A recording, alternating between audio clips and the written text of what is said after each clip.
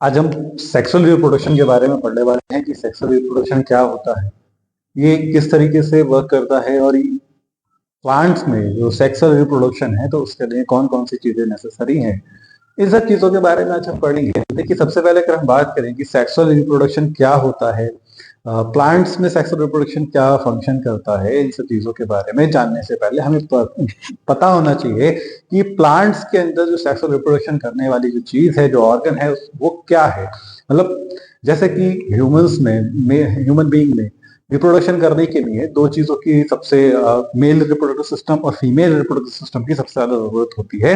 इसी प्रकार से जो प्लांट्स का रिप्रोडक्शन सिस्टम है, प्लांट्स का जो सेक्सुअल रिप्रोडक्शन का सिस्टम है, उसमें भी एक मेल पार्टनर और दूसरा फीमेल पार्टनर की जरूरत पड़ती है। लेकिन इसके अंदर कुछ थोड़े से डिफरेंशिएट होता है। अगर हम ह्यूमन बॉडी की बात करें, उसका एक अलग टाइप का स्ट्रक्चर है, उसमें अलग टाइप के फंक्शंस होते हैं, अलग टाइप के ऑर्गेनिजम्स हैं, तो उस तरीके से वो अलग प्रकार से कार्य करता है। लेकिन अगर हम प्लांट्स के बारे में बात करें, इसके अलग फंक्शंस होते हैं। तो बात करें सबसे पहले सेक्सुअल रिप्रोडक्शन इन प्लांट्स के बारे में, तो सेक्सुअल रिप्रोडक्शन होता क्या है एक्चुअली में। सेक्सुअल रिप्रोडक्शन करने के लिए plants के अंदर एक ऑर्गन पाए जाते हैं जिनको हम लोग क्या कहते हैं, फ्लावर।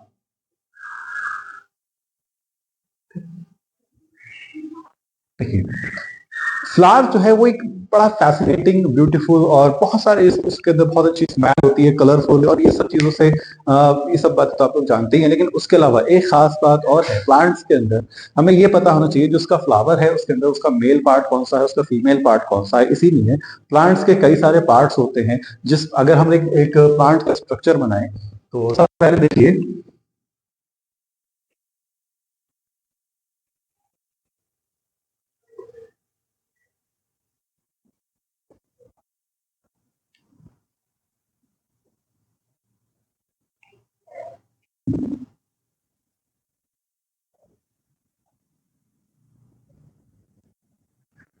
ये प्लांट की टीएस है जिसमें हम लोग क्या देख रहे हैं कि यहाँ पर आप पूरे का पूरा गाइनोशियम है, लेकिन लाइक स्ट्रक्चर आया है। ठीक, उसके बाद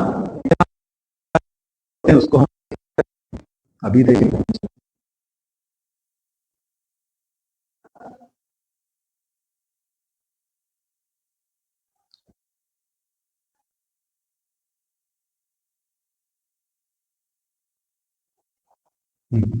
देखिए, प्लांट्स में सबसे पहले अगर हम बात करें, प्लांट्स में जो सबसे पहला पार्ट होता है, अगर हम इस वाले पार्ट को देखें, इस वाले पार्ट से यहाँ तक का जो आप हिस्सा देख रहे हैं, इसकी चीज को हम लोग कहते हैं एंड्रोशियम। या फिर इसको अगर देखें तो इसका सबसे ऊपर वाला जो पार्ट है, इसका नाम है एंथर। ठीक, एंथर के नीचे जो पार्ट जुड़ा हुआ है, इसको हम लोग कहते हैं फ्लामेंट। एंथर और फ्लामेंट जब आपस में मिलते हैं तो क्या बनाते हैं, स्टेमेन। स्टेमेन का फॉर्मेशन कहते हैं। स्टेमेन क्या है, स्टेमेन एक प्रकार का मेल सेक्स ऑर्गन है। स्टेमेन क्या होता है, एक प्रकार का मेल सेक्स ऑर्गन होता है। उसके अलावा अगर हम बात करें, आपको ये जो नीचे की देखिए, एंथर और फ्लामेट दोनों जब मिलते हैं तो क्या बनता है, स्टेमेन का निर्माण होता है। और स्टेमेन क्या होता है, मेल सेक्स ऑर्गन होता है। उसके बाद अगर हम बात करें इस वाला, ये जो हिस्सा है इसको लोग कैलिक्स कहते हैं। ठीक, कैलिक्स, कैलिक्स स्ट्रक्चर उसको कोरोला कहेंगे। ठीक, तो ये कैलिक्स और कोरोला क्या होते हैं। कैलिक्स क्या होता है, जब कोई भी पुष्प जो कि खिलने से पहले एक कली अवस्था में होगा, तो वो क्या करता है, इसी कोरोला को पेटल्स भी कहते हैं और इसको सेपल्स भी कहते हैं,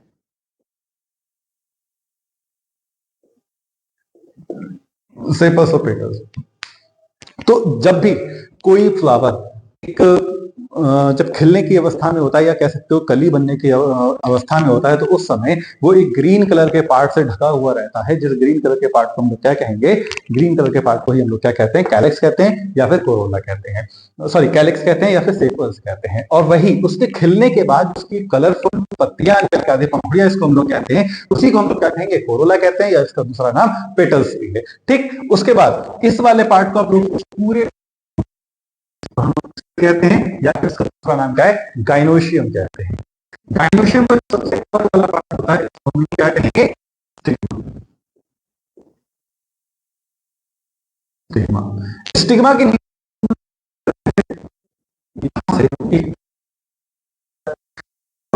ट्यूब लाइक स्ट्रक्चर जा रहा है, इस वाले पार्ट को क्या कहते हैं?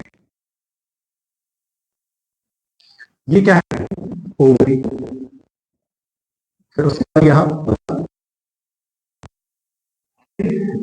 अब गाइनोशियम के अंदर, या फिर ऐसे कह सकते हो, जो फीमेल सेक्स ऑर्गन है, फीमेल सेक्स पार्ट है, उसके अंदर चार चीजें होती हैं। एक होता है स्टिग्मा, स्टाइल और ओवरी। ये चार चीजें मिलकर क्या बनाती हैं? गाइनोशियम बनाते हैं। ये चारों चीजें मिलकर क्या बनाती हैं?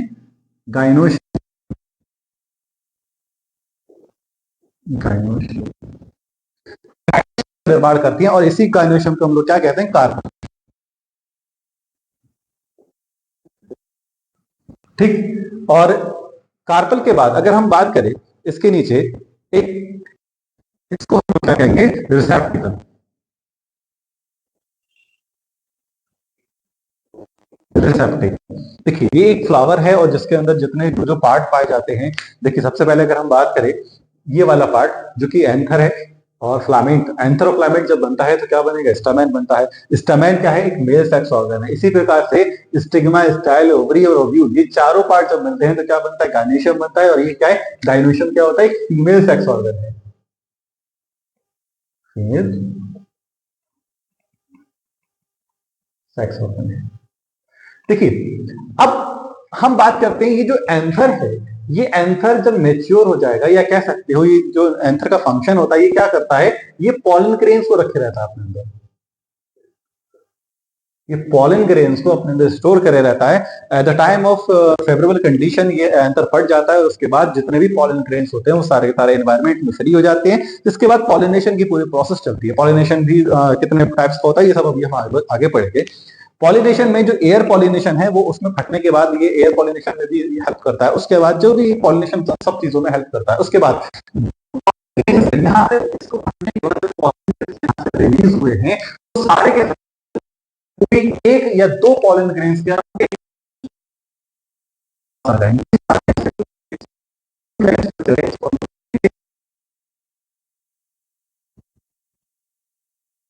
जो पॉलन ग्रेन है, जो पॉलन ग्रेन है वो इस स्ट्रक्चर के पास आ जाएंगे, और इस ट्यूब लाइक स्ट्रक्चर के द्वारा, इस ट्यूब लाइक स्ट्रक्चर से होते हुए ओवरी और ओव्यूल के पास जाके मैच्योरेशन और फर्टिलाइजेशन की पूरी प्रोसेस चलेगी। वहां पे मैच्योरेशन होगा, ओव्यूल से कह सकते हो कि वहां पे जाइगोट एम्ब्रियो बनेगा, या बीज का निर्माण होगा, फिर फ्रूट का निर्माण होगा। ये सारी प्रोसेस हम लोग आगे बढ़ते हैं। अब इसके बाद कभी कभी क्या होता है, कोरोला और कैलिक्स जो है, अगर कोरोला और कैलिक्स ये रिप्रोडक्शन में केवल हेल्प तो करते हैं, लेकिन ये रिप्रोडक्शन के लिए जरूरी नहीं है। जरूरी नहीं कि रिप्रोडक्शन अगर हो रहा है तो उसमें कैलिक्स और कोरोला का दोनों का होना जरूरी है, अनिवार्य है।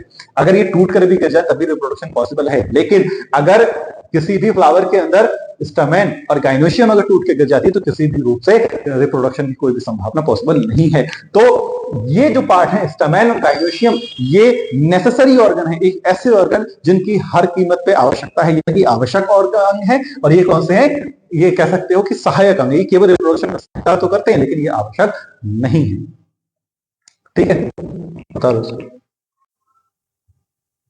हाँ, वही अगर हम दूसरी बात करें तो हम जानते हैं कि फ्लावर्स में जो इनका जो मेल और फीमेल पार्ट की जो प्रेजेंस होती है, इनके प्रेजेंस के आधार पर ये दो टाइप्स के होते हैं। अगर हम किसी भी प्लांट्स के बारे में बात करें, प्लांट्स हमारे दो टाइप्स हो सकते हैं। नंबर एक हो सकते हैं यूनिसेक्सुअल, और दूसरे हो सकते हैं बाइसेक्सुअल। देखिए, अगर हम ह्यूमन बीइंग के बारे में बात करें, ह्यूमन बीइंग्स भी यूनिसेक्सुअल और बाइसेक्सुअल दोनों टाइप्स के हो सकते हैं। लेकिन इसमें और ह्यूमंस में थोड़ा सा डिफरेंस है। देखिए, ह्यूमंस क्या होता है, अगर कोई भी ह्यूमन यूनिसेक्सुअल है, दैट मीन्स कि उसमें मेल और या फीमेल दोनों में से किसी एक के प्रति अट्रैक्शन होगा। लेकिन अगर वो ह्यूमन बीइंग जो है, इंसान जो है, वो बाइसेक्सुअल है, दैट मीन्स कि उसका जो अट्रैक्शन है मेल और फीमेल दोनों बॉडी की तरफ हो सकता है। दैट मीन्स कि वो बाइसेक्सुअल ऑर्गेनिज्म है, या कह सकते हो कि वो बाइसेक्सुअल बॉडी है। लेकिन यहाँ पर फ्लावर्स के अंदर जो यूनिसेक्सुअल फ्लावर्स होते हैं, उसका मतलब ये है कि उसके अंदर केवल या तो मेल पार्ट होगा या फीमेल पार्ट प्रेजेंट होगा। इसी तरीके से जो बाइसेक्सुअल होते हैं, दैट मींस कि उसमें या तो मेल और फीमेल दोनों बॉडी प्रेजेंट होगी। तो इस तरीके से वो बाइसेक्सुअल हो जाएगा। यूनिसेक्सुअल मतलब क्या, कि उसके अंदर या तो मेल प्रेजेंट है या फिर फीमेल प्रेजेंट है। इसका मतलब है पपाया। ये सब इसका एग्जाम्पल है। और बाइसेक्सुअल और भी बहुत सारे एग्जांपल, आप बाइसेक्सुअल के तो बहुत सारे एग्जांपल ले सकते हो, लेकिन यूनिसेक्सुअल के कुछ चुनिंदा एग्जांपल है, जैसे कि पपाया है, पंपकिन है, ये सब चीजें क्या है, ये यूनिसेक्सुअल फ्लावर्स के। अगर हम नेक्स्ट टॉपिक के ऊपर चले तो हमें आप देखिए हमें क्या पढ़ना है। हम जानते हैं कि फ्लावर्स के अंदर कौन कौन से पार्ट्स होते हैं, ये सब चीजें हम लोगों ने पढ़ लिया कि कैलिक्स क्या होता है, कोरोला क्या होता है, सेपल्स क्या होते हैं, और पेटल्स क्या होते हैं, गाइनोशियम क्या है, एंड्रोशियम क्या है, पॉलन ग्रेन्स कहाँ बनते हैं। तो ये सब चीजें हम लोगों ने अभी पढ़ी कि पॉलन ग्रेन जो है वो एंथर के अंदर पॉलन सैक के अंदर बनते हैं। लेकिन उसके अलावा भी बहुत सारी चीजें जो आगे हमें पढ़नी है। तो देखिए अगर हम बात करें एक फ्लावर के बारे में, तो एक फ्लावर होता है,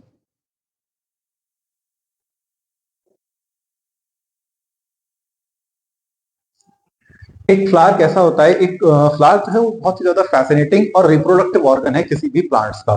इसका मतलब ये है कि फ्लावर की बहुत सारी वैल्यूज हो सकती है, जैसे कि एथिकल वैल्यूज हो सकती है, उसकी रिलीजियस वैल्यू हो सकती है, बहुत सारे अलग अलग टाइप्स की वैल्यूज हो सकती हैं। हम इस पे रिलीजियसली इसको भी यूज करते हैं, और भी टाइप्स के इससे हम इसको यूज कर सकते हैं। लेकिन फ्लावर्स का जो अपना सबसे मेन फंक्शन है वो क्या है, कि किसी भी तरह ये रिप्रोडक्शन में हेल्प करता है। अब देखिए हमें इसके अलावा और ये पढ़ना है कि फ्लावर्स के अंदर हमें किन किन चीजों को पढ़ना है। अभी हमने पीछे पढ़ा कि हमने फ्लावर्स में मेल और फीमेल पार्ट पढ़े, यानी कि यूनिसेक्सुअल और बाइसेक्सुअल के बारे में पढ़ा। तो फ्लावर के अंदर यूनिसेक्सुअल और बाइसेक्सुअल होते हैं, यानी कि इसमें मेल और फीमेल दोनों अलग अलग प्रेजेंट होते हैं।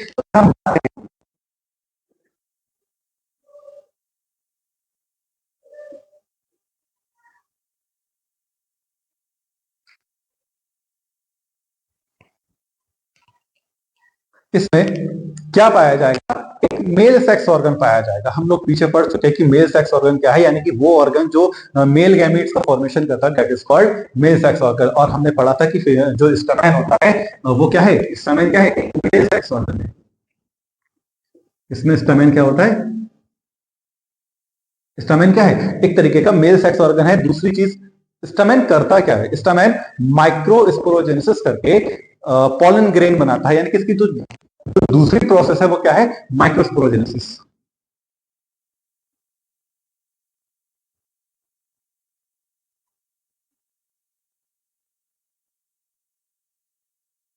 माइक्रोस्पोरोजेनेसिस क्या करता है, स्टमन क्या करता है, माइक्रोस्पोरोजेनेसिस करके क्या बनाएगा, पॉलन ग्रेन बनाएगा। यानी कि माइक्रोस्पोरोजेनेसिस प्रोसेस कंप्लीट होने के बाद क्या बनेंगे, पॉलन ग्रेन।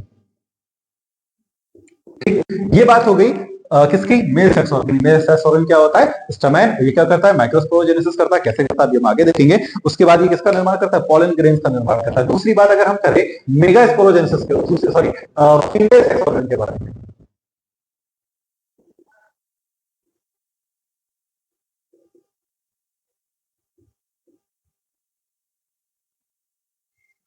देखिए फीमेल सेक्स ऑर्गन क्या होता है, हम फीमेल सेक्स ऑर्गन जानते हैं। फीमेल सेक्स ऑर्गन क्या होता है, कार्पल होता है। फीमेल सेक्स,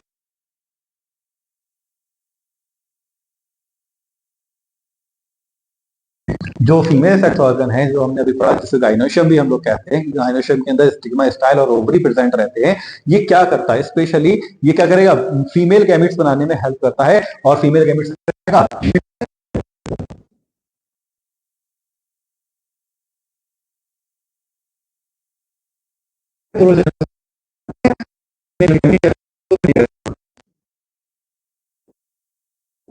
मेगास्पोर्स बनाता है। अब हम जानते हैं मेल गैमिट बन गया, फीमेल गैमिट बन गया, दोनों गैमिट बन गए। अब क्या फंक्शन होगा, अब क्या होगा, मेल गैमिट और फीमेल गैमिट का आपस में फ्यूजन होगा। फ्यूजन का मतलब फर्टिलाइजेशन होगा। लेकिन उससे पहले मेल गैमिट को फीमेल गैमिट के पास पहुंचना होगा। तो मेल गैमिट फीमेल गैमिट के पास किस तरीके से पहुंचता है, बाय द पॉलिनेशन। यानी कि मेल और फीमेल गैमेट्स मिलने के लिए सबसे पहले उन्हें क्या करना पड़ेगा, पॉलिनेशन की प्रोसेस से गुजरना पड़ेगा, जिसके द्वारा मेल और फीमेल गैमेट आपस में एक दूसरे के पास पहुंचते हैं। इसके बाद फर्टिलाइजेशन के भी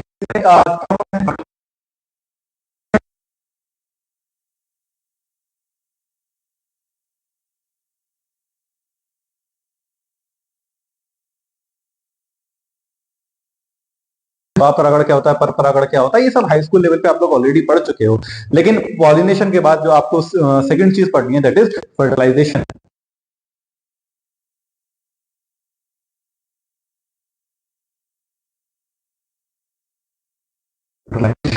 फर्टिलाइजेशन होने के बाद क्या होगा, आप फर्टिलाइजेशन पढ़ोगे, फर्टिलाइजेशन, हाँ, उसके बाद इसमें क्या होगा, इसमें फ्रूट्स का और सीड का फॉर्मेशन हो जाएगा।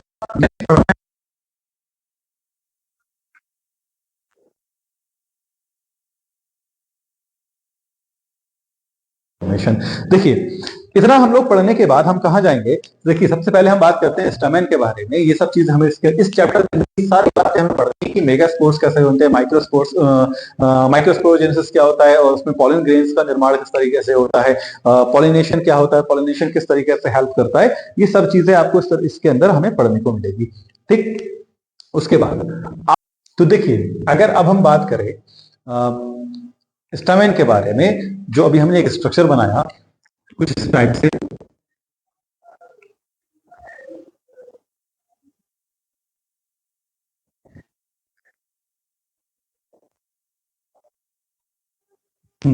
ये जो स्टमेन है, आप इसका देख रहे हो, ये वाला हिस्सा क्या कहलाता है, फिलामेंट कहलाता है।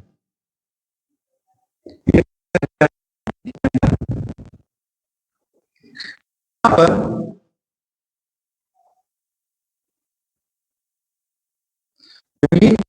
फिलामेंट और रेसेप्टिकल जो आपस में जिस पॉइंट पर कनेक्ट रहते हैं, उस पॉइंट को हम लोग क्या कहेंगे, प्रॉक्सिमल,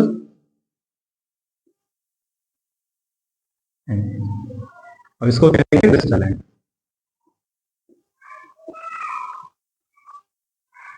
ठीक, फिलामेंट और एंथर दोनों आपस में जब मिलते हैं तो क्या बनता है, स्टमेन बनता है। स्टमेन क्या करता है, पॉलन ग्रेन के फॉर्मेशन के लिए हेल्प करता है। अब देखिए, हमने एक थोड़ा सा कट किया। ठीक, हम जानते हैं स्टमेन कैसा होता है, बाइलोब स्ट्रक्चर होता है। इस वाले पॉइंट से जब हम इसको कट करेंगे, आपको इस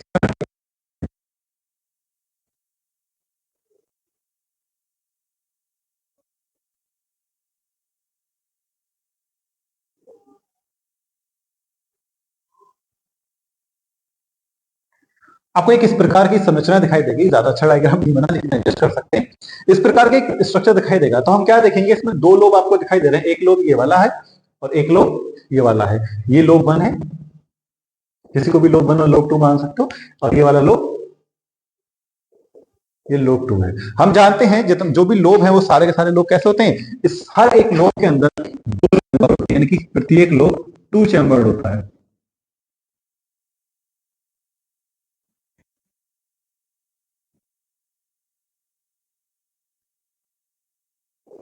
हर एक लोब 2 चैम्बर होता है। हर एक लोब जब 2 चैम्बर होता है, हम जानते हैं,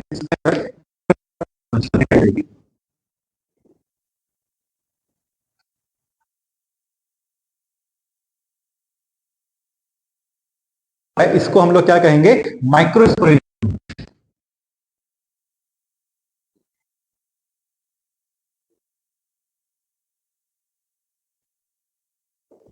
क्या होता है, माइक्रोस्पोरेंजियम, जो कि इमेच्योर होता है। ये आगे जाके कैसे होगा, ये मैच्योर होता है।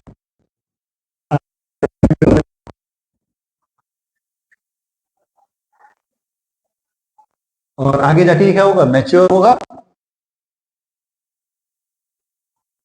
क्या होगा,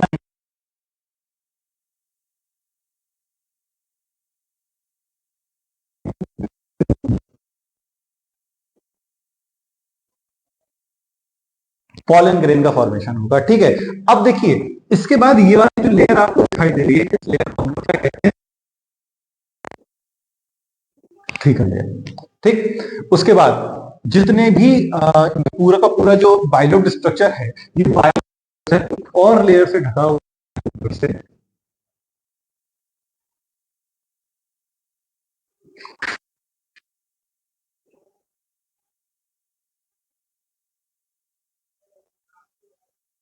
इस टाइप से इस जो ये लेयर इसको ऊपर से ढके हुए है, इस लेयर को हम लोग क्या कहेंगे, एपिडर्मिस। ये सबसे पहली लेयर है, फर्स्ट लेयर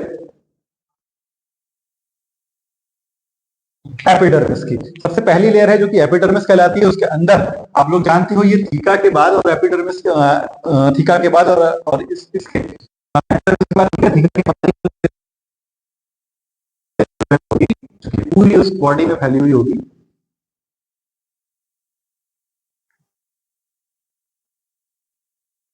इस तरीके से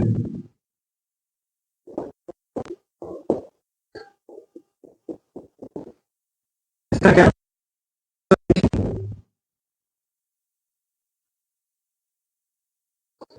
एंडोथीशियम सेल है जो कि एपिडर्मिस के बाद और थीका सेल के बाद होती है। उसके बाद माइक्रोस्पोरेंजियम के बारे में बात करें तो माइक्रोस्पोरेंजियम में एक और यूनिन्यूक्लिएटेड टिश्यू होते हैं।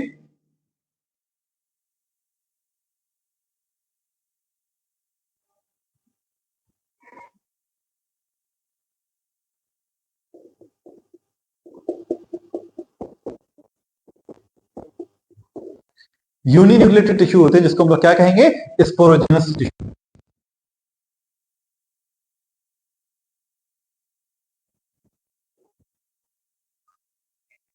और इसी टिश्यू को हम लोग स्पोर मदर सेल्स भी कहते हैं। क्या कहते हैं, इसी को हम लोग स्पोर मदर सेल्स कहते हैं। और यही बात में जाकर आगे क्या करेंगे, स्पोर्स बनाएंगे जाकर। ठीक, उसके बाद अब देखिए ये पूरी जो लेयर आपको दिखाई,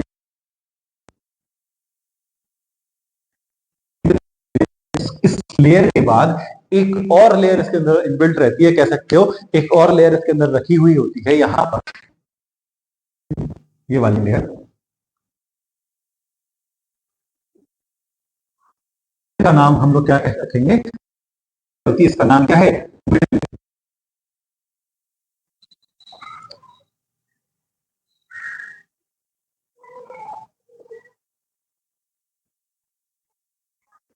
देखिए सबसे पहली लेयर कौन सी, एपिडर्मिस। दूसरी कौन सी, एंडोथीसियम। और तीसरी कौन सी, मिडिल लेयर। अब बची चौथी, चार लेयर होती, चौथी सेल यहां,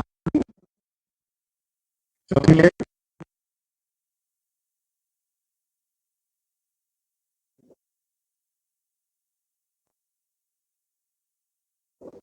कैपिटल।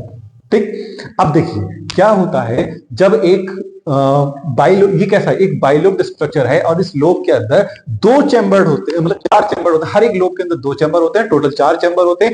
एक चैम्बर का नाम क्या होता है, माइक्रोस्पोरेंजियम होता है। ये माइक्रोस्पोरेंजियम क्या करता है, ये स्पोर फॉर्मेशन में हेल्प करेगा। कैसे करेगा वो भी हम थोड़ा सा और देखेंगे। क्योंकि ये क्या होगा, पहले माइक्रोस्पोरेंजियम इमेच्योर होता है, तो उसके बाद इसमें मैच्योरेशन फेज आता है। उसके बाद ये मैच्योरेशन बनाएगा, पॉलन सेक का फॉर्मेशन करता है। और पॉलन सेक आगे जाके क्या बनाएंगे, उसी के अंदर किसका निर्माण होगा, पॉलन ग्रेन का निर्माण होता है। उसके बाद हम बात करें स्पोरेंजियम के जो ये होता है माइक्रोस्पोरेंजियम है, उसके अंदर जो सेल होती है उसको हम लोग क्या बोलेंगे, स्पोरोजीनस टिश्यू। ये जो स्पोरोजीनस टिश्यू है यही आगे जाके स्पोर्स में डेवलप हो जाएंगे। उसके बाद देखिए जो आपको टैपिटम दिखाई दे रही है, लेयर कैसी है, टैपिटम बाइन्यूक्लिएटेड लेयर है। इसी का भक्षण करने के बाद स्पोरोजीनस टिश्यू है वो आगे जाके स्पोर्स फॉर्मेशन करते हैं। और जो हमारा एंडोथीशियम टिश्यू है, एंडोथीशियम टिश्यू की खास बात यही वाटर को एब्जॉर्ब करने के लिए बहुत अच्छा सोर्स है। ये वाटर को एब्जॉर्ब करता है और इतना तब तक ऑब्जॉर्ब करता रहता है जब तक ये सॉलिड होकर फूलकर फट नहीं जाता। और इसके फटने की ही वजह से जो स्पोरेंजियस टिश्यूज होते हैं, जो स्पोर्स में फॉर्मेशन हो गए, वो बॉडी से बाहर आ पाते हैं। उसके बाद पॉलिनेशन की प्रोसेस चलती है।